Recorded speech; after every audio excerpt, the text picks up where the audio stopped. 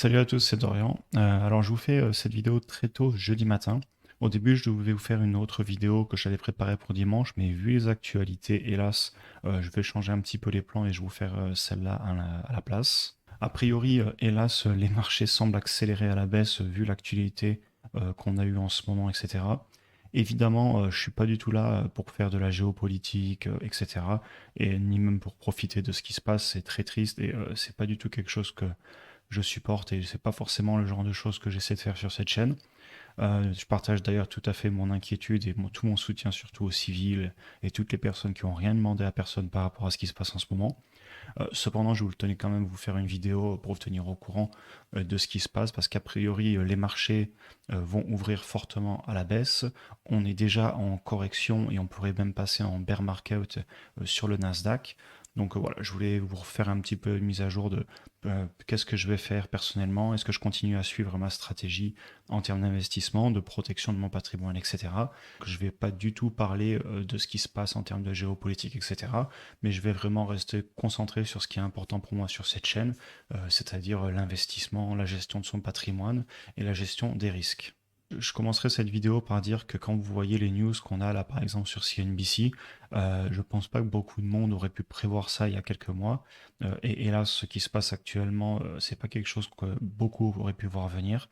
Et donc ça me conforte dans l'idée qu'il faut pas essayer de prévoir ce qui va se passer, bien au contraire, mais d'investir chaque mois.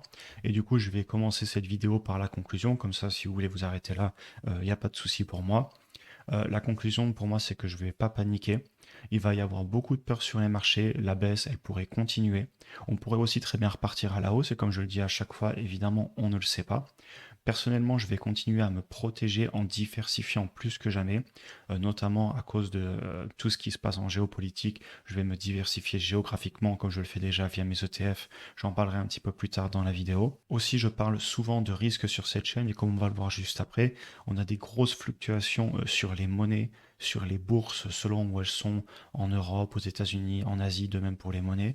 Donc ça me pousse encore dans cette idée que j'ai qu'il faut diversifier, ne pas tout avoir en euros ou ne pas tout avoir en dollars par exemple. Et donc c'est un petit peu ce dont on va parler dans cette vidéo. Donc au-delà des nouvelles qu'on a principalement sur cette page, on va aller d'abord voir la monnaie russe qui est en train d'exploser à la hausse, donc ça n'est pas une bonne nouvelle. Ça veut dire qu'il faut beaucoup plus de roubles pour acheter un dollar. Alors ça, c'est avant tout, hélas, une catastrophe pour les personnes qui vivent là-bas. Évidemment, peu importe les avis politiques que les personnes soutiennent ou pas cet événement, même si j'ai ma petite idée sur le fait que beaucoup de personnes certainement sont contre la guerre parce que c'est terrible. C'est très mauvais pour les personnes en local parce que c'est déjà un pays pauvre. Et évidemment que les politiques et les personnes au pouvoir vont beaucoup moins souffrir que les personnes, les locaux, qui auront beaucoup plus de mal à accéder à de nombreux biens non produits dans leur pays. Il faut bien comprendre que les fortes fluctuations de monnaie peuvent avoir de gros impacts sur la vie des personnes. C'est un petit peu le même principe d'ailleurs avec l'euro-dollar si on va le voir. Si vous regardez autour en ce moment, on est vraiment dans un gros range entre 1,11 et 1,14. Il faut bien comprendre que par rapport à l'époque quand on était à 1,22, ça veut dire que la France, elle a plus de facilité maintenant à exporter ses biens. Par contre, tout ce qu'on importe, je pense par exemple à la technologie, aux ordinateurs, à de nombreux objets qu'on ne fabrique pas en France, eh ben, le pouvoir d'achat entre guillemets baisse.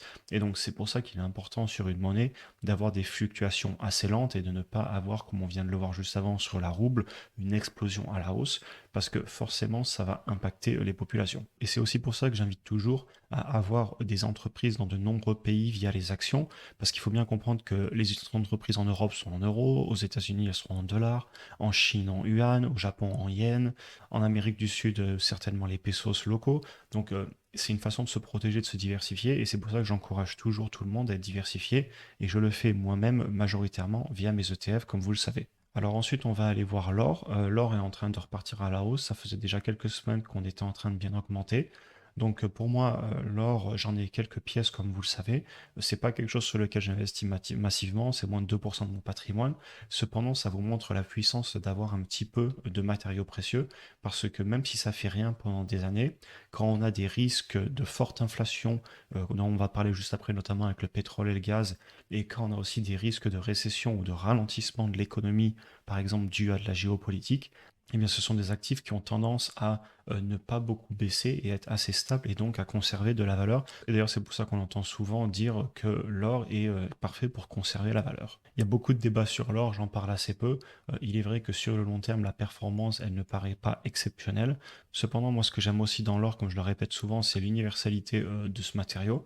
Donc, même si sur le long terme, la performance, elle n'est pas non plus exceptionnelle, c'est vraiment une très bonne protection et c'est quelque chose qui a une valeur mondiale et un cours mondial contre toutes les monnaies. Très bien, ensuite on va aller voir le pétrole. Alors j'ai regardé un article, on a cassé, ça y est, les 100 dollars. Et si vous allez voir le graphique, effectivement, on est largement au-dessus des 100 dollars depuis ce matin.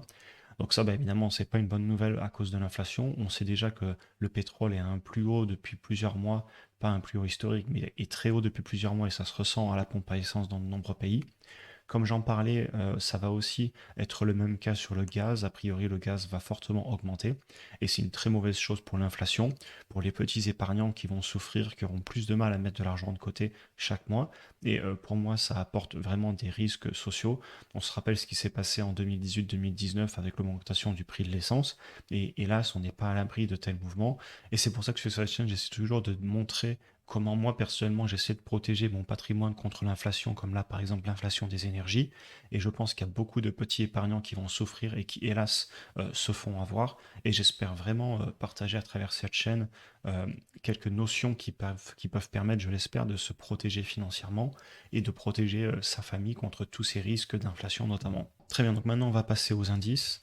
Alors, on voit que le S&P 500, il a déjà dégringolé depuis quelques semaines.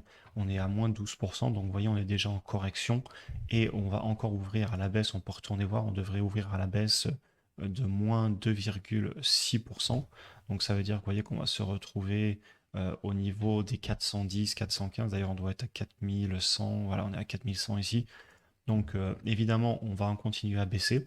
Ça veut aussi dire que des grosses entreprises à l'intérieur euh, des indices vont baisser, peut-être on pense aux GAFAM notamment. De la même façon, sous le Nasdaq, c'est encore pire. On regarde actuellement, vous voyez, on est pratiquement en bear market, on était déjà en correction, et donc on va ouvrir à la baisse de moins plus de 3% a priori. Bon, les futurs changent, hein. Peut-être que quand vous verrez cette vidéo, ça n'aura pas été exactement ce qui s'est passé. Mais donc, on va officiellement rentrer dans un bear market, donc une baisse de plus de 20% sur quelques semaines depuis les plus hauts.